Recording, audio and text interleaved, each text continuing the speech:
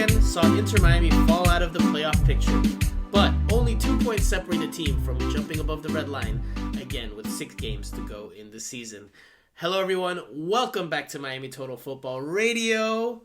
And you know what, before I even do the introduction, we're just going to welcome back, not only you guys, but a much anticipated member of the team here at Miami Total Football Radio, a much anticipated voice that we have not heard in a long time. And that, of course, is of Steve and Primo Brenner. Steve, welcome back, my friend. It's been a long time. It's been like Un Verano Sin Ti, as Bad Bunny's album, which you so famously did not know who he was up until this year. A summer without you, brother. How are you? Welcome back to the pod. How are you doing? And where the heck have you been? Where the heck have you been? What an intro, man. I need to live up to it now. Wow, that was just special. It's pulling at the heartstrings. So emotional. I'm good, man. I'm good. I've been keeping abreast of everything, but I've been away, was in England for a while, was doing some other journalism stuff that's not involving sport, news, running around after news stories, which is fun. And then, just been busy with life, man. But I'm back, and I'm so pleased to be back. And it's a key bit of the season now. We're really going in. I was looking at the schedule before, and it's all up for grabs. See that? No. You've undersold completely what you've been doing. Come on, tell the people where you were. The last time you called me, you were at an airport in Washington D.C. And you were on your way to do what? Yeah, a news gig for Mail Online. Basically, some guy had died, this Russian guy, and I had to go and just sort of stake out the area, see if we could get anything more on the stories, check out a few addresses of where this guy supposedly lived, or just chasing the story, really. And did you find anything juicy, anything tangible, not anything? Not really, mate. No, not really. But it makes you realise just like what, sports writing's like feature writing, really, compared to, journalism like that, where you've got to go and sort of really, run around town and just try and get a bit. You've already got bits of info, and then you're just trying to sort of build on those and just see if it can lead you to anywhere or not, as that was that case. So nothing came of it. But I had a couple of days out in DC driving a Tesla around, which was pretty cool. A Tesla, look at you. I'm on electric, man. I'm on of Elon Musk's army now. Me and Elon, we're going to do it. See, together. we've missed that sense of humor on this pod. We've missed that British wit. It's been needed on the pod. But welcome back, Steve. We're happy to have you. Although you've already informed me that you're going to be stepping out of action again for another week or two in the short near term. Is that true? Is that accurate? Can you confirm those reports? It's true. I am. It is true. I'm going to Vegas to watch Canelo Alvarez versus Gennady Golovkin, their third fight, the trilogy. In Las Vegas, so I'm working covering that, so that'll be fun. So I'm going to miss the game on Tuesday night, but I will be speaking with Phil and the team today or the Thursday. So we'll see. I'll get back into it that way. And I went up to see Phil Neville a couple of weeks ago as well. So just at the press conference. So I've been keeping my ears to the ground just about, and listening to the pod, of course. Well, that's perfect, because now we have plenty to talk about after. Even though Intermiami did not play on the weekend, we now know where they stand in the Eastern Conference table ahead of this weekend's game against the Chicago Fire. So we will talk about the upcoming match, which I may or may not attend. It's still up in the air, still sorting out some last minute or last second details. But we'll talk about that game. We will recap the most recent game against the Columbus Crew, a 1-0 loss for Intermiami. We'll also talk about a couple other things regarding the team, including their open practice on Tuesday, the starting goalkeeper position, and, well, a few other things that we'll get to later on in the show. And yes. And if you want to talk about my football manager career, you're more than welcome. Well, go for it, brother. Go for it. Right now. I can't talk to anyone else about it, so if anyone's interested, just let me know. So wait, what's the update? Have you won a trophy yet with Borussia Dortmund, or? I got promotion. No, I've left Borussia Dortmund. I left. It was getting too much. We started having our best season, and then I just felt like I needed a new challenge. I felt that they were destined to win the Bundesliga. I think I'd beaten Bayern Munich twice. I had a brilliant squad, but I thought time was right to move on. So I'm at Tranmere now, in League One, which is like the third division in the UK. So I got promotion last season, and now I'm just outside the playoffs with about 6 games to go. So it's going to be very, very close. But no, I needed a restart, mate, and this was a good move for me. What a bounty hunter you are, my friend. Because last time we had you on the pod and we talked about Football Manager, I literally asked you, if you don't win something in the next season or two with Borussia Dortmund in your save file, would you resign and go resign? Resign. Would you quit and would you go somewhere else? And you're like, no, we're close, and I would stick with it. And look at that. Now you've thrown in the towel. You've given up on that push for a title. I was close, but I just needed a new challenge, and this was it. I left on a high, mate. I left on a high for sure. There would have been no hard feelings, just like Thomas Tuchel when he was sacked at Chelsea today. No hard feelings. No hard feelings. Yeah, I'm sure there's no hard feelings there. Okay, well, let's leave it there because we have a lot of Intermiami stuff to talk about. So, yes, this is the number one most listened to podcast regarding Intermiami. We provide you all the latest news, updates, analysis, opinions, inside information, general punditry, and much, much more. So there you go. I've done the intro, but at a later part in the segment, after the pleasantries with El Primo, which of course are well deserved. So, Steve, you're back in the mix. A lot to talk about. Let's get to it.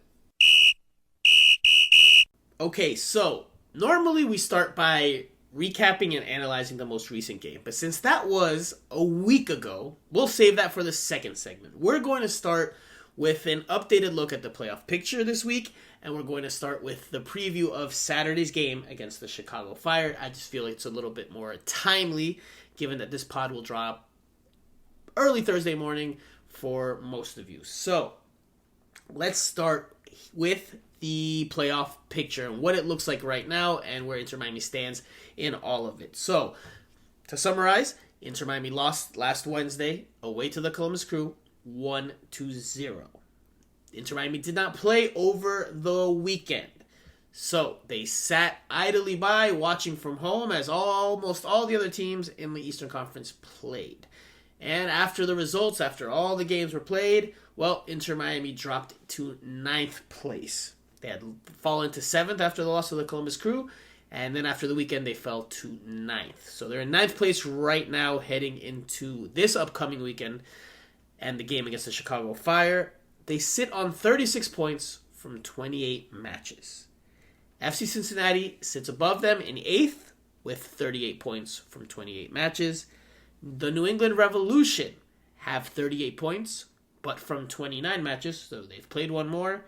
And we'll go up to 6th place and say the Columbus Crew have 40 points from 28 matches. So Inter Miami is still very much in the fight. Obviously, there's work to be done there. Can't drop a whole lot of points the rest of the way if they want to make it to the playoffs. Steve, what do you think about the outlook, the playoff outlook for Inter Miami? Obviously, they have to win some games. Obviously, a couple of other results have to go their way. But given the state of the team, what we've seen from the team over the recent few weeks, maybe a month, you could say up to 2, what's your outlook on Inter Miami's playoff chances? Well, look, man. I mean, if you just look at the remaining fixtures, you've got Chicago and DC up next, right? The 2 worst teams in the Eastern Conference, and then they end up with 2 home games as well. I just think that the running is good for them, and I think if you would have, it's a cliche, but you just asked Phil Neville at the start of the season if he would have taken this position right now, I think they would have done.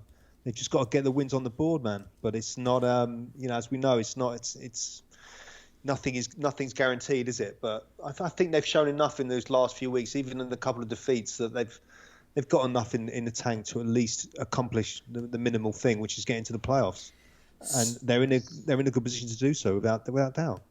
So, are you confident? Are you optimistic about Inter Miami's chances to make the playoffs? Because yes, let's look at the remaining 6 games. Saturday away to the Chicago Fire. Then they play on Tuesday. Quick turnaround, not Wednesday. Normally you would play on a Wednesday, but it's a quicker turnaround at home against the Columbus Crew. Then they go and travel to the nation's capital to take on DC United on Sunday, September 18th. So next Sunday. Wayne Rooney versus Phil Neville. Yeah. There you go. And then on September 30th, they play away to Toronto FC. They finish the season with back-to-back home games against Orlando City on October 5th, and then against CF Montreal on October 9th. So, we know Inter Miami has not been great away from home this season. They have still 3 road games in those 6. How are you feeling about their chances? How are you, Primo, feeling about their chances? Don't give me the okey-doke and the runaround and say, all right, yeah, well, no. Obviously, they have to win games, but how do you feel about their chances? Do you think that they have what it takes to make it? 100%, mate. 100%. I think, it depends. Obviously, Campagna is still out, isn't he? So that he's not going to be back. Definitely not in the next.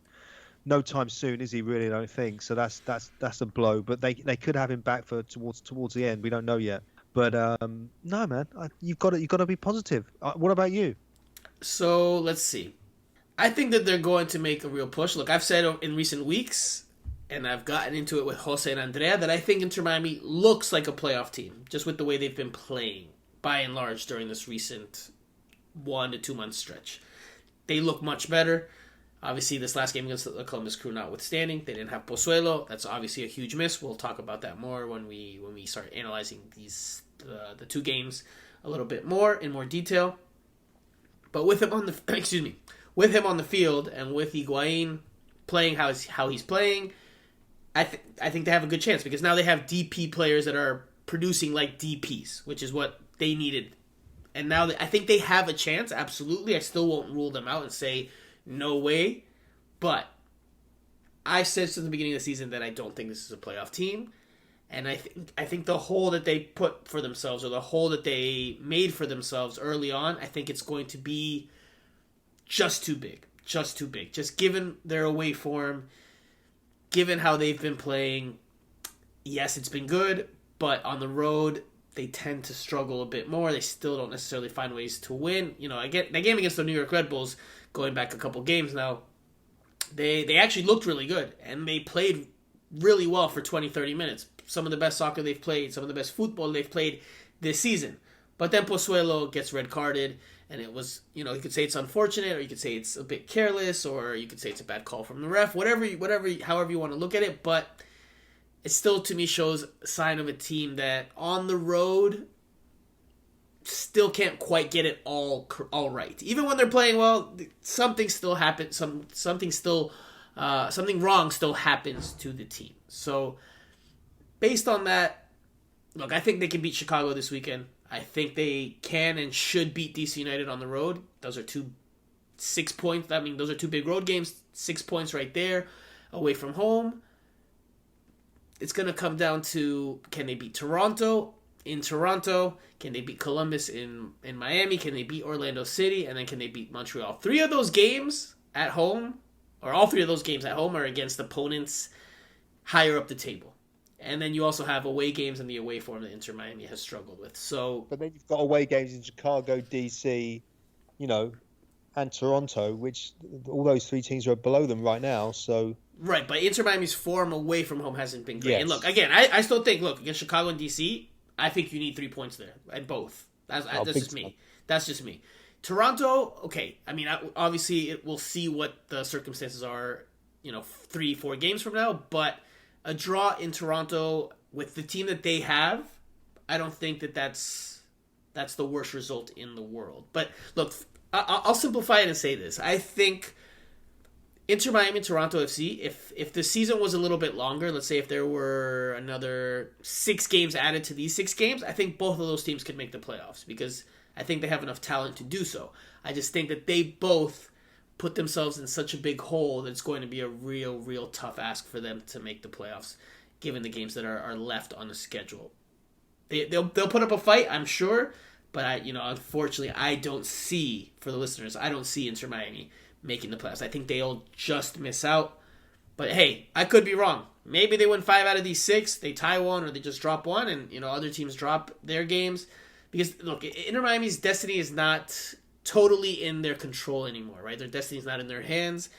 FC Cincinnati is above them in the table, and they've played the same amount of games as Inter Miami. So Yeah, but if they win maybe four of those six, then they should be okay, shouldn't they? You would have thought. We don't know for sure, Right, but but it depends on the other team's results. It's not like, before I had no, said of the course. destiny But was in their hands. If they had won more games than the rest of the opponents, then they make the playoffs. But now, because they're in ninth, they're not in complete control of their destiny. New England's played one more game, so if Inter Miami wins their next game, they go to 39. That would put them above New England, but that does not put them over Cincinnati if Cincinnati wins their next game. So that still leaves Inter Miami on the outside looking in. So Inter Miami needs some help. They need outside help. They need other results to go their way. Can all those chips fall for them? I think it's possible. I just don't think it's likely given all the things we just discussed. So we will see. For you, Primo, what are the keys to this final stretch? What does Inter Miami have to do? We've talked about the games. I mean, maybe we've already touched on it a little bit or grazed the subject, but what does Inter Miami have to do? And don't say just win, because that's clear. But what does Inter Miami have to do, especially during this final stretch run, to make the playoffs? keep fit, I think, as well is another one, isn't it? They've all got, it's been a grueling sort of season. It's coming to the end now. It's just those last few games. They've got to string some wins together, haven't they? That's the big be all and end all, really.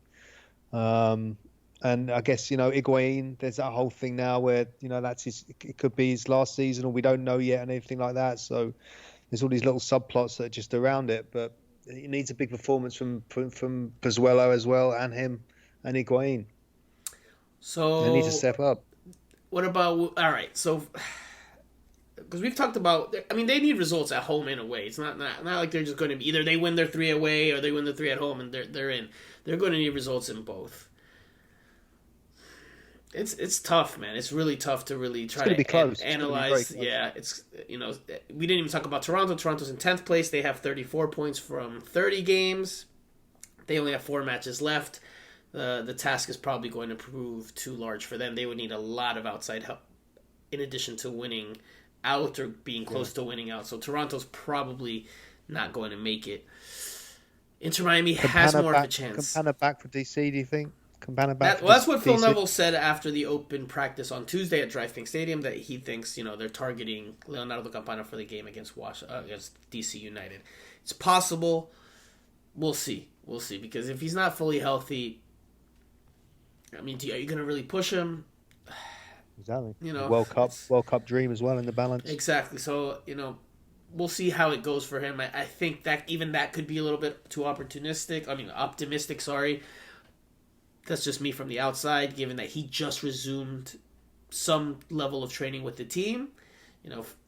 Maybe he could come off the bench, but it just depends on how he's recovering and all that. So for me, the key is Inter Miami needs to play as well as it's been playing for much of this recent stretch and avoid finding ways to hurt themselves. And listen, they've been a more attack-minded team. They've created more chances. They've looked more dangerous. That has helped them to win games. And Phil Neville will definitely stick with that the rest of the way. I'm confident of that. There's going to be mistakes at the back. There's going to be goals given up. That's not what I'm talking about in terms of making mistakes that shoot them in the foot. Red cards like Pozuelo's, errant back passes, like just silly mistakes or mistakes that are avoidable. Listen, you could have a breakdown defensively that you could correct that when you watch it back on game film, but that's not what I'm talking about. I'm talking about an errant back pass that leads to a dangerous chance, a silly turnover like we've seen at times from Inter Miami this season. Jean Mota getting stripped deep in Inter Miami's defensive half in that game against Charlotte, where Charlotte FC scored less than 30 seconds in. Giving yourselves the best chance to win by playing attacking soccer and avoiding those mistakes by being as mentally tuned in as possible. That, for me, is the key. Because I think they can beat some of these teams. The road games, yes, the road form isn't great, but I think they can beat some of those teams with the way they've been playing as of late. And then at home, Inter Miami's been strong this year at home. If they can continue that form and they can defend their home turf, they give themselves the best chance. I think that's what it is. Keep attacking and make sure you're mentally tuned in to avoid those mistakes at the back. Because if you start making mistakes and you put yourself you put your back into a corner, the pressure's going to mount. You're going to start to feel it, especially at this time of the season. There's going to be result watching from some members of the coaching staff or on Intermiami in general. So try not to make those mistakes and keep attacking. That for me is the key. We'll see if that's enough for the team. Primo, anything you want to add there before we change subjects? No, it's gonna be very, very tight, and that's what MLS like, isn't it? That's what Don Garber likes, is to have this parity in the league that runs right throughout the whole season, pretty much. When there's only 2 or 3 teams that have probably been discarded at the bottom, so we're living the MLS dream right now. We're right in the middle of it. Well, I don't know if Inter-Miami fans are living the MLS dream, especially since Orlando City is playing in a mere minute. We'll kick off the U.S. Open Cup final against Sacramento Republic. By the time we finish recording this pod, we won't know the final result, but obviously Inter-Miami fans surely are hoping for a Sacramento Republic upset in Central Florida. So let's go with, very quickly, just to make sure I have your ballot locked in. Does Inter-Miami make the playoffs, Steve Brenner, yes or no? I've already said no. What does El Primo say on Miami Total Football Radio? Sí, hombre. Sí, okay. Absolutamente. Okay, you did say before the season that you thought they would make the playoffs, so you're sticking with your guns. I said from the beginning of the season I didn't think they would make it. I think if I'm not mistaken, I predicted them to finish 10th. So right now they're 9th, not too far off. We'll see. We'll see how the picture and how everything unfolds over these next few weeks. Very, very big few weeks for how this season will be looked at. Because if they make the playoffs, it's a success, regardless of if they get blown out in the first game of the playoffs or they make a deeper run. It'll be looked at as a success that they made the playoffs with that much turnover. If they don't make the playoffs, there will be signs of encouragement for how the season ended, by and large. Again, we don't know how these next 6 games are going to go. But not making the playoffs for a second straight season, obviously we'll raise questions. Yeah, it's not good enough, is it? Right.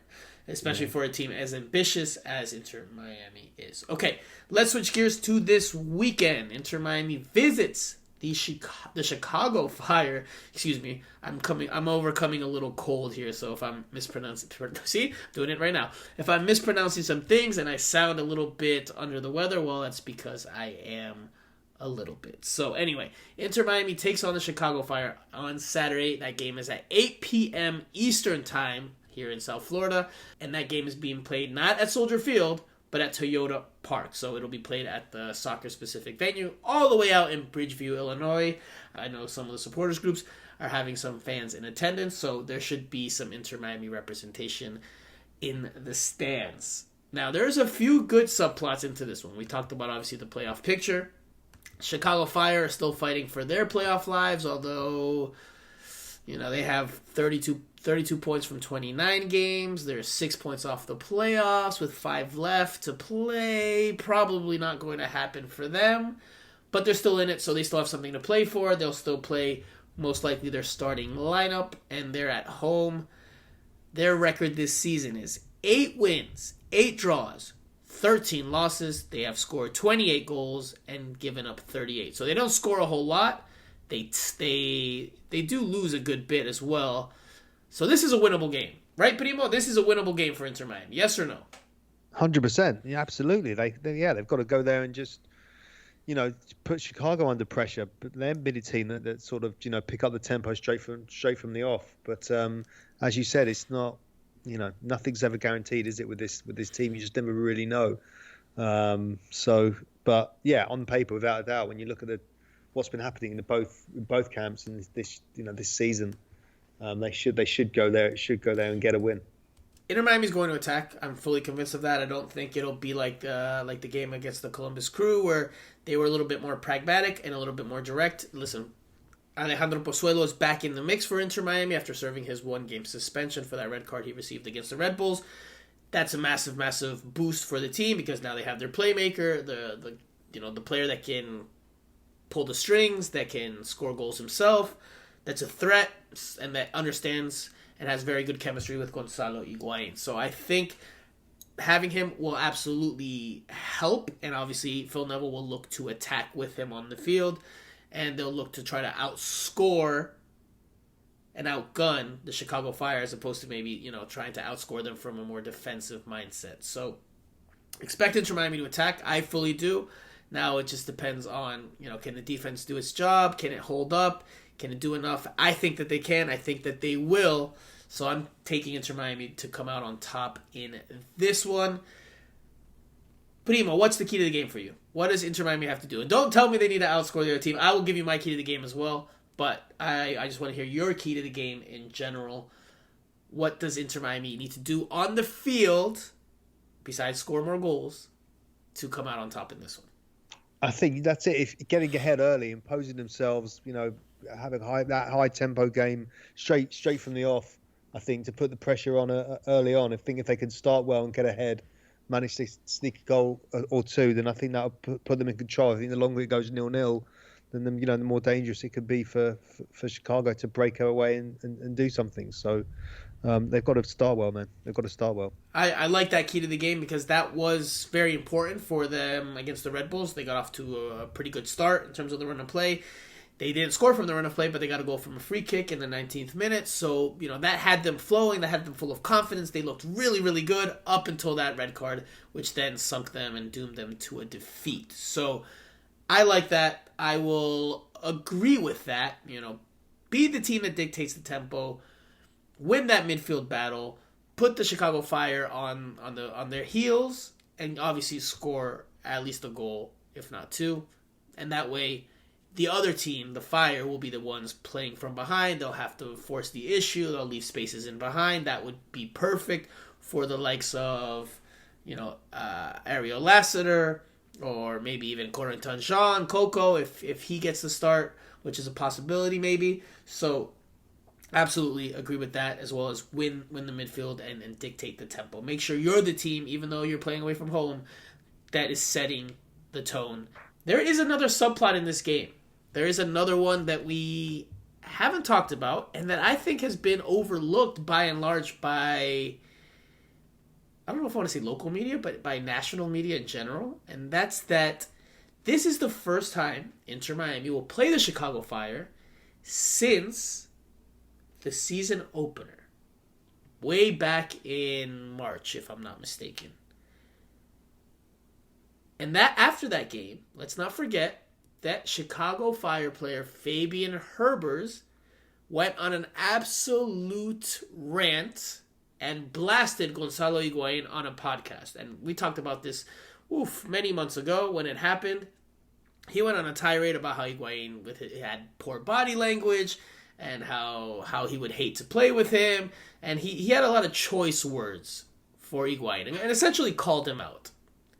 Now, I don't know if Higuain heard those comments. I really wish Higuain was speaking this week to local media, because then we might be able to pick his brain and see if he's heard it, what he feels about it. I'd be curious to hear what he thinks. What do you think? Do you think Gonzalo Higuain goes into this game knowing what Fabian Herbers said about him, or do you think he is completely oblivious and doesn't know anything about it? Or do you think he cares? Do you think he cares? I think he cares. I think he knows, and I think he cares. And that's not any inside information, but I think he knows, and I think he cares. Listen, let's not forget when Gonzalo Higuain started with Inter Miami, playing against the Philadelphia Union, he missed a penalty kick in his very first MLS game, and the Philadelphia Union, a few of the players, they celebrated pretty rambunctiously around him, or kind of almost in his face. It goaded him. And guess what happened next season, the following season, 2021, in the second game of the year, if I'm not mistaken. Gonzalo Higuain scores he scores a header off of a free kick from his brother Federico Higuain, if my memory serves me correct. And what does he do? He does the silent goal-scoring celebration as he's obviously euphorically celebrating. I believe it was the tying goal for Inter Miami, if I'm not mistaken. So yeah, he cares. Absolutely, he cares. I think he cares 100%. And I think that whatever comments were made, I think it made its way to him. This is not inside information. This is just my supposition from the outside. I think in some way, shape, or form, he found out about those comments because, they made headlines in MLS circles. Now, I don't know if Gonzalo Higuain is on ESPN.com or anything like that to see, the minute by minute updates in MLS, but it's regarding him. I'm sure somebody somewhere sent him a message, or somebody somewhere in the locker room was like, "Hey man, did you see that?" Like I'm of the belief that he knows, and I'm of the belief that we could see him address it in some way, shape, or form, whether he scores or let's see how he enters this game. Let's see what his body language says. Now listen, to Gonzalo Higuain's credit, and I think it has to be acknowledged, even by the most critical observers out there, whether it's media, whether it's fans, Gonzalo Higuain's body language now, from where it was at the start of the season, is night and day different. Night and day different. He's nowhere near as negative as he has been.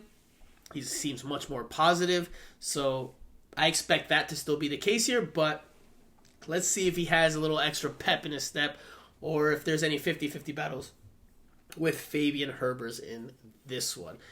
So he'll also probably say, who the hell is Fabian Herbers anyway? So well, that's true. Right? I mean, that's fair if you're Gonzalo Higuain, but still, if an MLS player is going to go on that, like, it's not common that we see one MLS player, publicly lambast another player like we did with Fabian Herbers and Gonzalo Higuain. You don't normally see that, which is why it stands out, which is why it sticks out. And I think, again, it's been a bit of an undercovered subplot going into this game so far. But, I mean, listen, that's a fair point, what you just said. Gonzalo Higuain's career obviously is much more accomplished. It's not even in the same stratosphere as Fabian Herbers. But I think it's still gonna ruffle his feathers a little bit. No, a little bit, but not too much. So no, you won't see any. You don't think we'll see a celebration from him, like a special? 100%, yeah, without a doubt. It doesn't mean anything to him, but it just the fact that I don't think he's going to be. He would have kept him up at night, saying someone like that saying something about him. It probably pleased that he upsets and pissed someone off. Well, we'll see. We'll see how it goes. Fabian Herbers did start in the most recent game for the Chicago Fire, so there's a good chance. There's a good chance he could start again on Saturday. Steve, prediction time. We've both said that we think Intermiami can win. Will they win? Will you be as optimistic as you were, or do you think a draw or a loss is in the cards for the team? No, I'm going to be positive. This is it. This is the run-in. I'm going to be a positive 2-1 into Miami. Goals from? Do you want to throw some goal scorers out there? It's your first time back. Let's get some goal scorers from you. I think Higuain double. He's going to be so inspired by this feud. He's going to go. That's going to be it, man. He's going to rip his shirt off and just sort of have some sort of nasty message for him. Who are you, or something like that. No, well, this is who I am. Well, yeah. There it is. Well, listen, even if Fabian Herbers doesn't play, I still think Gonzalo Higuain will go in. Even if Fabian Herbers doesn't play, I still think Gonzalo Higuain goes into this one with a little bit more incentive, a little bit more motivation. Not a whole lot, and obviously it's very difficult to measure that, but I think a little bit more. If there wasn't already enough motivation to try to make the playoffs and help Inter Miami win and bounce back from a loss and play with Pozuelo again, there it is. There's the cherry on top. I think he'll definitely go into this one with a little bit more added zest. But anyway, let's leave it there. I will say my prediction is that Inter Miami wins 2-0. 2-0. No goals against this time. They'll get a clean sheet. And they'll start this 6-game stretch with a very positive result away from home that will fill themselves full of confidence and the fan base full of optimism. So, Primo, let's leave it there for now. We will take a quick break. We'll come back and recap the most recent match, which was against the Columbus Crew. And then we'll also do the Q&A session and our final thoughts. And we'll do all that after this.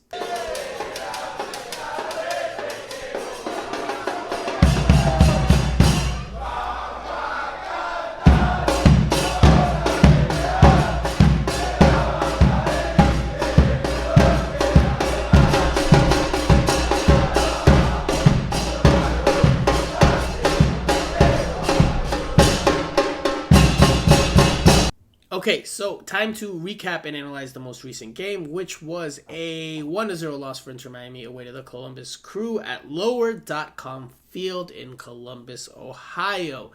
This was the starting lineup that Intermiami started with, and it was more of a 5-3-2, although they switched out of it midway through that first half. But anyway, this was the starting lineup. Nick Marsman replaced Drake Callender in goal. Drake Callender was demoted to the bench. The back five from right to left were DeAndre Yedlin, Damian Lowe, Ryan Saylor, Christopher McVeigh, and Robert Taylor. The midfield consisted of Gene Mota, Gregory, and Bryce Duke. And then you had Gonzalo Higuain and Ariel Lassiter up top. Now, that formation changed. They went out of the 5-3-2 and into more of a 4-4-2. Taylor was no longer the left wing back, or no longer playing on that side of the field. He ended up moving as more of a right winger, and Inter Miami tried to block up the holes. It was a very cagey affair. I didn't think Inter Miami looked particularly well. They finished with, if I'm not mistaken, 1 shot on target, 4 shots overall. Columbus Crew finished with 3 shots on target. Neither team looked great. Neither team looked great in this one. Both trying to gate one another. Inter Miami did a pretty decent job at it overall, although Columbus did have 14 shots in the game, although not many were clear-cut opportunities. But the game winner comes in the 64th minute. The Crew find a way to capitalize on a mistake. Nice through ball in behind, and Luis Diaz races onto it. Takes advantage of some poor defending from Damian Lowe, I think, and then finishes to the near post past Nick Marsman. That's all it took for Inter Miami to lose in this one, for the Columbus Crew to win. It was a big 6-pointer. If Inter Miami had tied or even won this game, they would be sitting much prettier in the standings. Alas, it was not to be. So, all right, Inter Miami loses. What were your thoughts after this game? A missed opportunity for the South Florida side. Phil Neville, after the game, clearly was a bit disappointed and frustrated, but obviously knowing that there was still games to be had. So your thoughts on this game, Primo?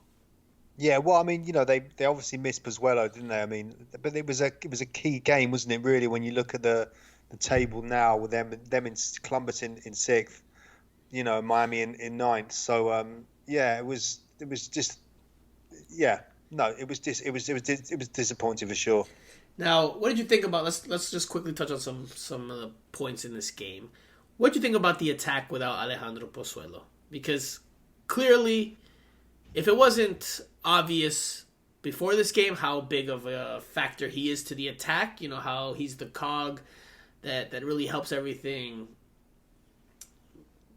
click, or the link that helps connect everything, well, then now it was painfully obvious, because Inter Miami without him didn't have a whole lot of ideas. Gonzalo Higuain was largely a non-factor, although he had a golden opportunity late on.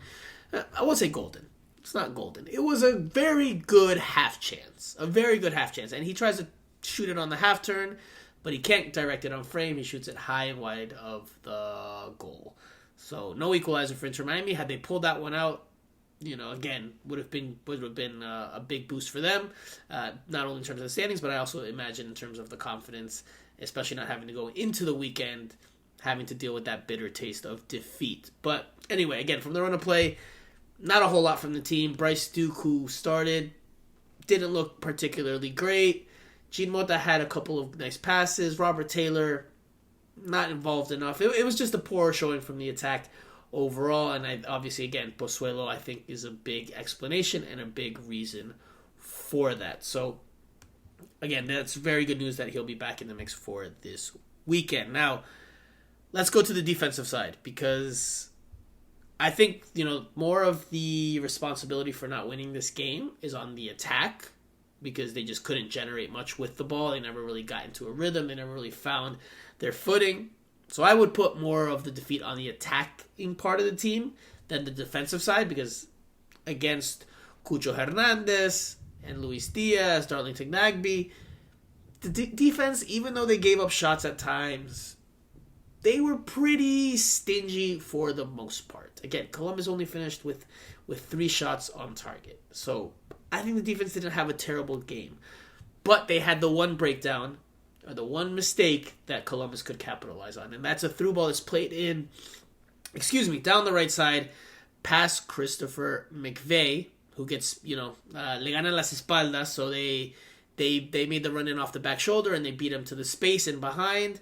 He wasn't able to catch up to Luis Diaz, who was much faster. And listen, Christopher McVeigh, although he held his own for much of the 90 minutes, he had his hands full with Luis Diaz. Luis Diaz much quicker, much pacier, and he caused McVeigh fits. McVeigh, again, thought he did okay and did okay in the individual battle, but definitely had some rough moments, and that was one of them. Now, listen, Ryan Saylor was pushed up high on that sequence, so the other center back that could have helped put the fire out was Damian Lowe. And if you watch the replay, I mean, I saw it on the initial viewing, but if you watch the replay, there's a moment where Damian Lowe, you can see how the play's unfolding. He could have slid over and provided better coverage for Christopher McVeigh and Ryan Saylor. But I guess he gets caught in between two minds, whether he should stay central and try to cut off a pass, or as opposed to pressing Luis Diaz. I think that's a mistake. I can understand the thought process, but in that play, in that moment, the way it's unfolding, you can't just let Luis Diaz race in unmarked towards goal and then have an open shot. Like, you just can't do that. If he passes it towards the middle, you live with that result, because look, if you pass it to the middle, maybe it's a high percentage shot that a teammate takes, or maybe an Intermiami player, central midfielder, DeAndre Yedlin, maybe one of them gets back, or one of them makes the cutoff, one of them puts out that fire, or maybe the pass is just poorly hit, and we're not talking about how dangerous of a play this was. He had to close down the dribbler. He had to close down Luis Diaz. I think that's the mistake. That's the biggest mistake on the sequence. If he gets in front of Luis Diaz can't take that shot. Or if he takes that shot, he has a body in front of him. It's much more difficult to put in. Now, I'm not putting the loss on Damian Lowe, because again, I think the attack bears more responsibility than the defense, but Damian Lowe had to do better in situations like that. And listen, I think Damian Lowe's been one of the overall better performers for the team this year, but he seems to have like at least one lapse. He's prone. Yeah, they can have a lapse here or there, can't he? Yeah, he seems to have one lapse, at least one lapse per game. Sometimes it proves costly, sometimes it doesn't, but at least one or two per game where you're like, that it seems like he just tunes off. Whether it's, I don't know if it's concentration, I don't know what it is, but it seems like for 89 minutes he can play very, very well, but then there's that 1 minute at some point in the game where he shuts off, and you have to hope, if you're Inter Miami or Inter Miami fans, that it doesn't come back to bite you. In this one, it did. Again, we're analyzing the game. I will reiterate, I don't put this loss on Damian Lowe, but if you analyze that goal, Damian Lowe shoulders a lot of responsibility. McVeigh as well, because he got beat in behind. You could say some of the blame, I guess, or some of the responsibility also goes to Nick Marsman for not covering his near post a little bit better. But I think Damian Lowe shoulders more of the responsibility on that sequence. That said, still put more of the onus for the loss, or more of the responsibility for the loss on the attack. The lack of ability to really string together good attacking sequences. Now, Pozuelo was out, yes, but you needed Gonzalo Higuain to do a little bit more. You needed Bryce Duke to do a little bit more. You needed Gene Mota to do a little bit. You needed other players to step up and do more, and they just couldn't. The Columbus Crew, were able to implement their game. It was 50-50 in terms of possession. So not bad in that aspect for Inter Miami, but they couldn't turn that possession into productive possession. Possession with a purpose. Possession with chances at the end of it, especially clear-cut chances. So a couple things to touch on there. Now, one more thing that I think is worth mentioning, and I'm very curious to hear your thoughts, Primo, because it's something we've talked about over the course of this season. Not really lately. Obviously, you haven't been on Miami Total Futbol Radio in a few weeks, if not months. But Nick Marsman got the nod in goal again over Drake Callender, who had started, I'd have to go and look at the stats, but he had started a lot of games in a row. Is Nick Marsman the starting goalkeeper for Inter Miami for this stretch run? Does this change of goalkeeper signify to you that Phil Neville will go with Nick Marsman the rest of the way? Well, also you may know better than me, but Nick Marsman did he have some sort of back problem? Well, he had the knee problem, then he had the back problem, and then that's what opened the door for Drake Calendars to start, right? Yeah. And he played, and he did really, really well early on, really, really well. I think Drake Calendar early on in his starts was a difference maker, and he was saving Intermiami from losing games that they probably should have lost, or at least gotten draws in instead of wins. Like, he was making decisive saves. With more starts came a bit more mistakes. I still think he was overall solid, but towards the end of this recent run of matches, you saw a little bit more blunders. And I think that, or at least more goals given up that he should have done better on and should have saved. Maybe they're not out-and-out blunders or like, wow, like, wow, what a gaffe. Or it's not an Alex Bono against Inter Miami type gaffe. He didn't make those type of gaffes, but he definitely had plays and goals given up in sequences that he should have done better on. And again, go back to the Red Bulls game, something we touched on the last pod. After I believe it's the first goal that he gives up to Lewis Morgan, he gets a hand to it, and you see him slam the ground in frustration or pound the ground in frustration 3 times because he knows he should have done better. And I think those mistakes, although Phil Neville has not said it publicly, those little mistakes that he should have done better on or could have done better on, combined with Nick Marsman now being healthy, Inter Miami needing to attack, I think all those things have come together to have Phil Neville make this decision of starting Nick Marsman. That's just my opinion. Is my opinion, and I do think, to answer the question I asked you, which you did not answer in typical Primo fashion, that I think that Nick Marsman's the starter the rest of the way. Yeah, 100%. Certainly seems like that, doesn't it? For sure. Put his faith in him, and because there were doubts about his fitness. He had to see a specialist, I think, about his back. But yeah, no, it's good for him that he's come back, but he was always the number one choice in my mind anyway. I think. Ooh, that's interesting. That's interesting because he had come in but Calendar did well when he came in, but you always got the impression Nick Marsman was the number one, right? No, so I've debated this with Jose and Andrea very strongly. I mean, there was a point in the season when Nick Marsman was healthy. This is not the first week that Nick Marsman has been healthy. Nick Marsman has been healthy for several weeks, and Drake Calendar has kept the number one spot. Now, I agreed with the decision to keep him as the number one because I think Drake Calendar is a better shot stopper than Nick Marsman.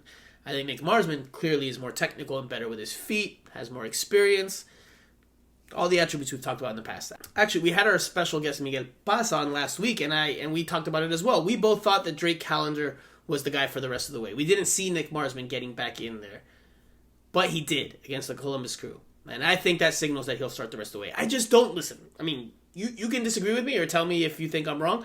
I don't see Phil Neville juggling between Marsman and Calendar through the final 6 games. I think that would lead to, a disruption of chemistry at the back. I think if he made the change, he's making it once, unless he's absolutely forced to by an injury or suspension or something like that.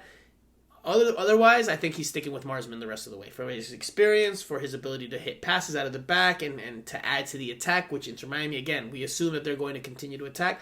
So I'm fully of the belief that Nick Marsman is the number one.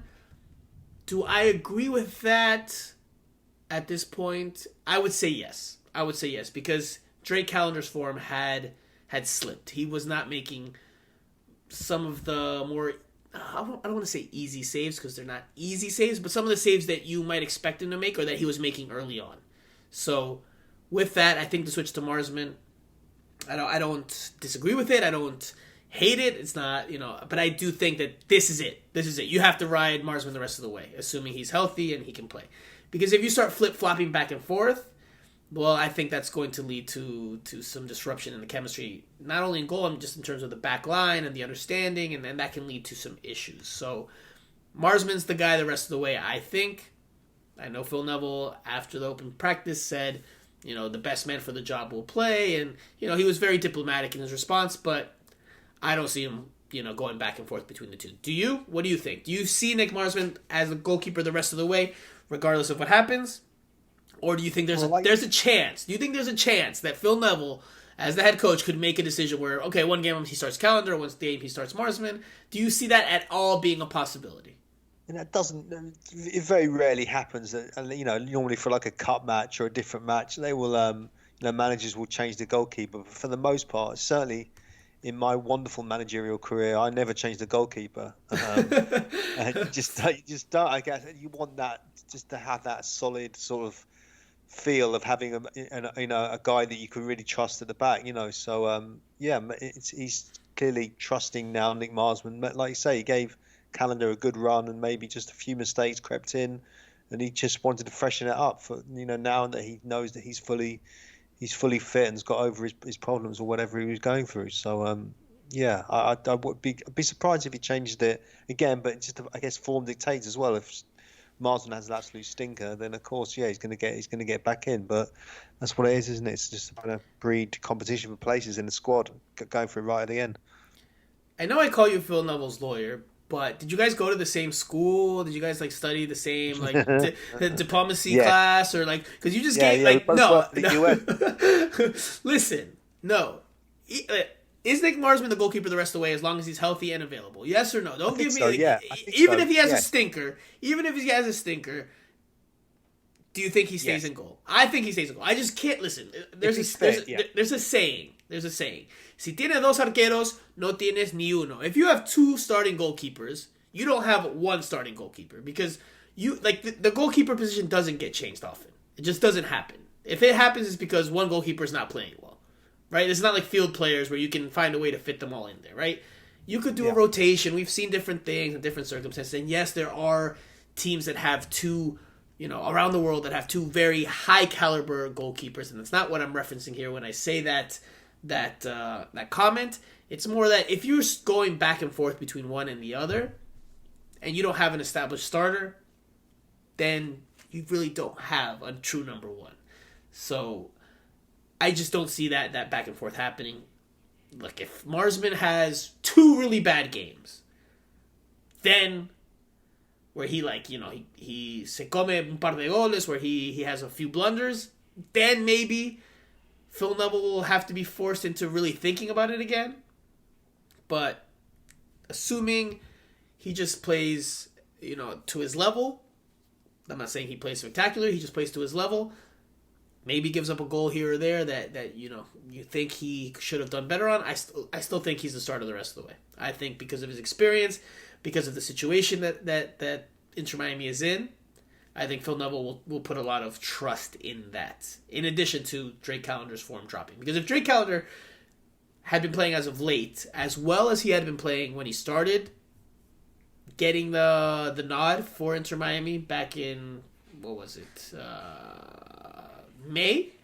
Well, then I think Drake Calendar's still your number one choice. But given that his form dropped, I think that opened the door for Nick Marsman. And Drake Calendar had made, look, I'm going to count it right now, 1, 2, 3, 4, 5.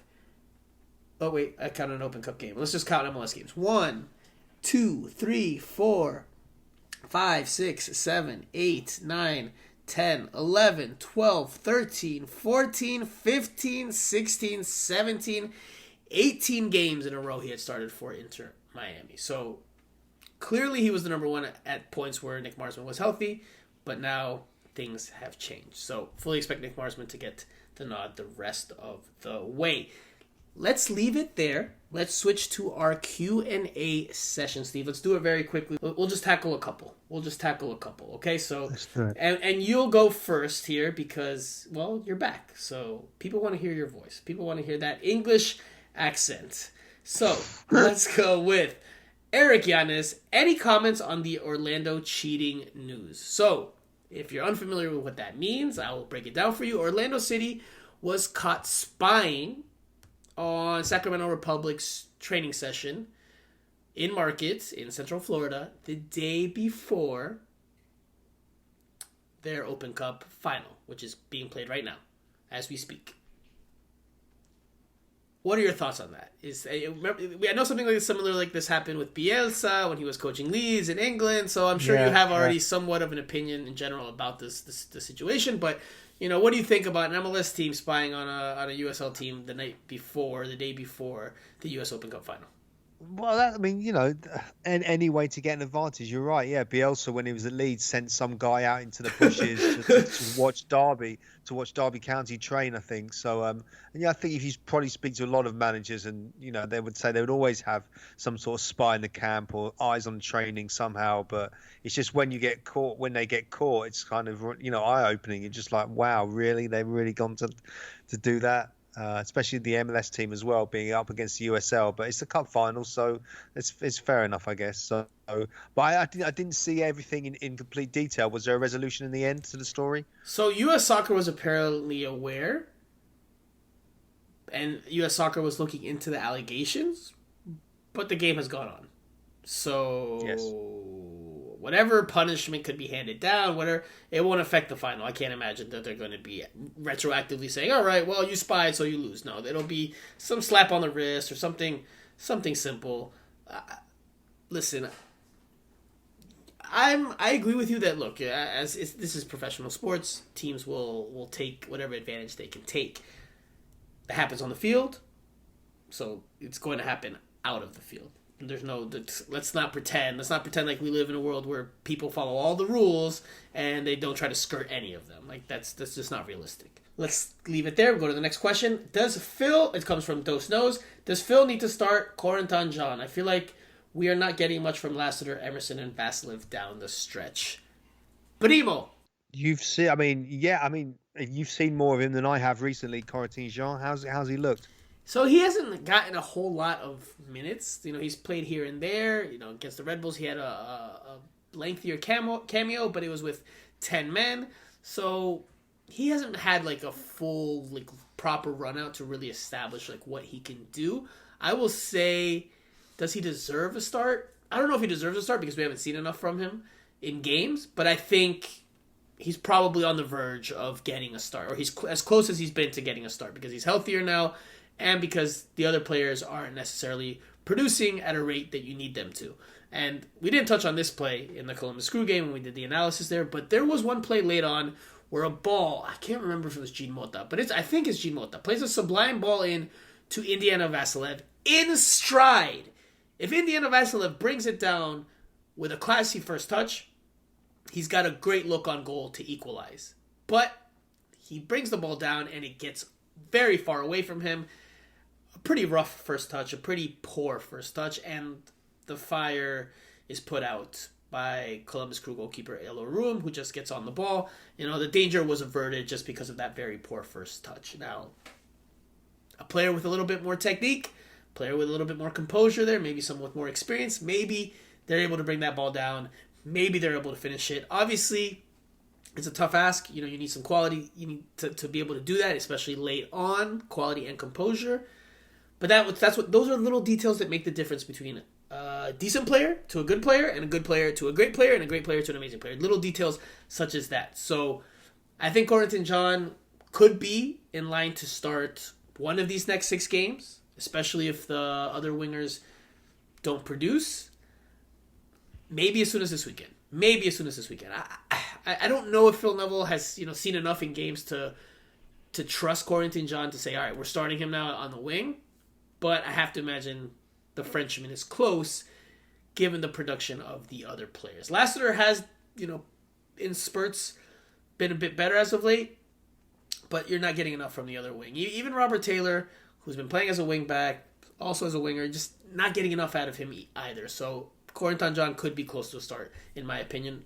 Primo, anything you want to add there? Yeah, players do fade. They don't. Robert Taylor, he started well, didn't he? But then has sort of dipped a bit. It's always going to happen in the first season when players come over. And well, he's similar to Lewis Morgan to me. He's similar to Lewis Morgan in that his most effective position is up top or as a winger or in the attack. And because of his versatility and because of his defensive work rate and things that Phil Neville tends to like in terms of his characteristics, he's been sacrificed a bit in that way, in that he's had to defend and play as a wing back a bit, and that's clearly taken a toll on him. I think clearly he hasn't been consistently playing on the wing to find that rhythm in that form. So but that's just my opinion. Okay, let's leave it there. Let's give our final thoughts. Primo, you go first, then I'll go, and we'll wrap up the show after that. No, man. Just the final four. When you just look, I think at the last, what is it now, six games. I think they would have definitely taken that. I certainly would have taken it if I was manager. If my Tranmere team now, who is they're beginning to implode, and I don't know if we're going to get promotion, but you're in a good position now, and I think if they don't do it, it's a failure, isn't it, from everyone? But they know that, I think. But I think the fixtures, the way they've landed, those away games, if they're never going, can't beat those three teams away, then they probably don't deserve to be in the playoffs anyway. So that's it. So you've just summarized essentially what you said earlier, and you did say that you think they make it. So if they make it, do you see them as the 7th seed, 6th seed? How high up do you think they'll go? I'm gonna make you put your neck out here. I'm gonna make you put your neck out there. I think they're gonna just sneak into 7th. Okay. All right, so I'm going to make you also whip out your calculator. How many points out of these next 6 games do they get? There's 18 points to be had. How many points do they get there? You know the schedule. Yeah, I mean, maybe 12. I think would be decent, wouldn't it? But I didn't ask you how what would be decent. I asked you what you think they get.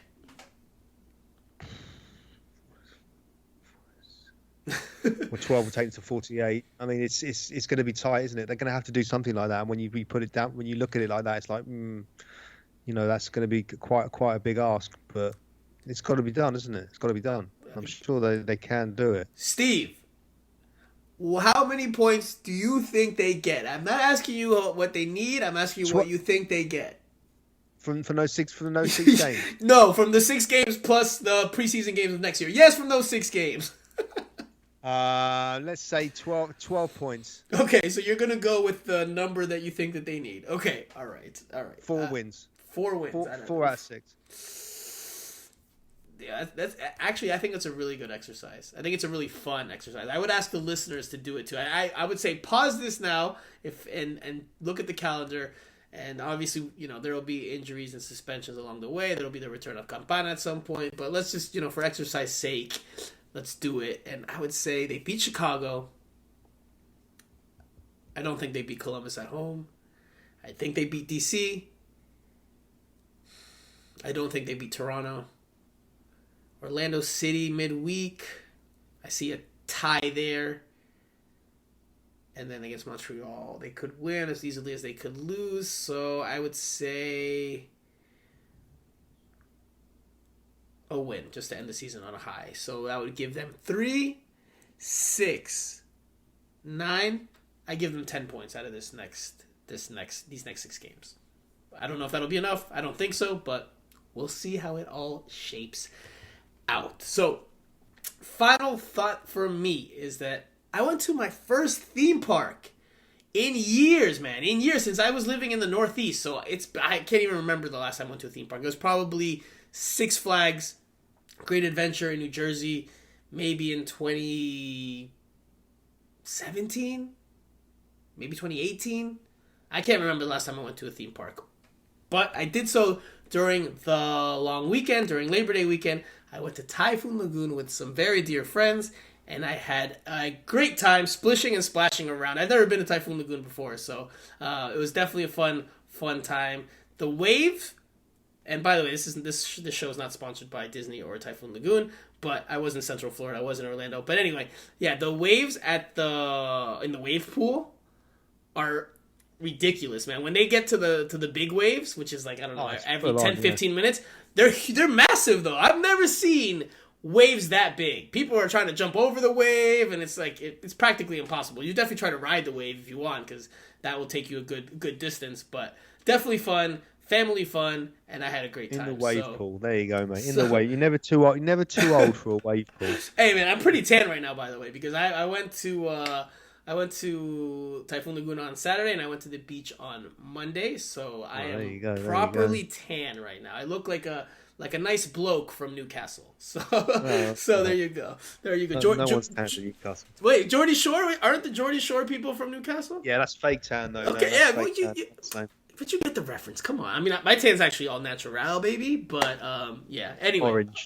No, I'm not orange. Although my friend was using some tanning oil that was orange, so we'll leave it at that. But anyway, all right, that does it for this week's show. Thank you guys so much for listening. For Steve and Primo Brenner, who we are so thankful is back, and you cannot go another few months without returning. Hurry back from your next trip. You will be here for the stretch run. I am Franco Panizo. You have been listening to Miami Total Futbol Radio.